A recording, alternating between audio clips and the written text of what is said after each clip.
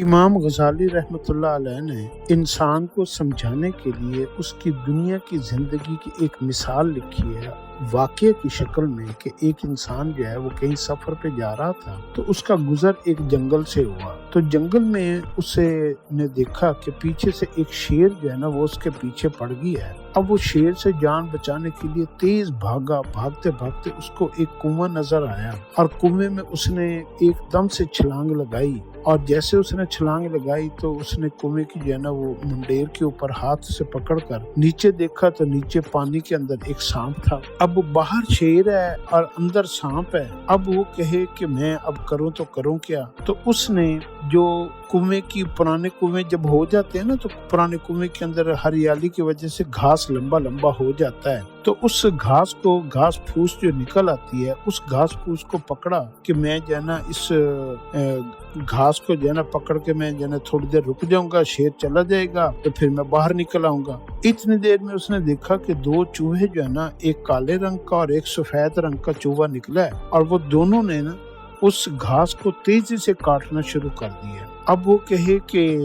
اس دوران میں جب اس نے کاٹنا شروع کر دیا تو یہ اور پریشان ہو گیا، لیکن اتنی دیر میں اس کی نظر جو ہے نا وہ گھاس کے اوپر ایک کونے کے اوپر شہد کی مکھیوں نے ایک شہد کا چھتا بنا دیا تھا اور وہاں پر کافی سارا شہد پڑا ہوا تھا، مکھیاں جا چکی تھی، شہد کا چھتا مکمل تیار تھا۔ اب یہ بھوکا بھی تھا، پیاسا بھی تھا اور تھکا ہوا بھی تھا، تو اس نے شہد کے چھتے کو دیکھا ٹھنڈا اور وہ میٹھا، تو اب وہ شہد کے چھتے کو اس نے زبان سے کھانا شروع کیا، ہاتھوں سے اس کو پکڑا ہوا، تو وہ شہد کو کھانے میں اتنا مصروف ہو گیا کہ یہ بھول گیا کہ اوپر شیر ہے، نیچے سانپ ہے اور دو چوہے جو ہے نا اس گھاس جس کو پکڑ کے وہ لٹکا ہوا ہے وہ چوہے اس گھاس کو کاٹ رہے ہیں اور اس کا انجام پتہ نہیں کیا ہونے والا ہے۔ بالکل یہی حال موجودہ انسان کی ساری زندگی کا یہی حال ہے کہ وہ جو سفید چوہا اور کالا چوہا دو چوہے تھے، تو سفید چوہا دن ہے اس کا جو زندگی اس کی گزر رہی ہے، کالا چوہا رات ہے جو اس کے رات گزر رہی ہے،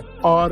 موت جو ہے نا بالکل سر کے اوپر شیر کی طرح کھڑی ہوئی ہے، آخرت جو ہے نا وہ نیچے سانپ کی طرح جو ہے نا وہ تیار ہے اس کی، اور وہ اپنا شہد کھانے میں مصروف ہے کہ میں یہ فلم دیکھ لوں، میں یہ ڈرامہ کر لوں، میں یہ ناچ گانا کر لوں، میں یہ اس عورت کا عشق کر لوں، میں یہ سیکس کر لوں، میں یہ برائی کر لوں، میں دنیا کما لوں، میری یہ خواہش پوری ہو جائے، اور اس کو اپنے انجام کی خبر نہیں ہے کہ میرا انجام کیا ہونے والا ہے۔ اب اگر ہم سب اپنے گریبان میں جھانک کر اس واقعے کو دیکھیں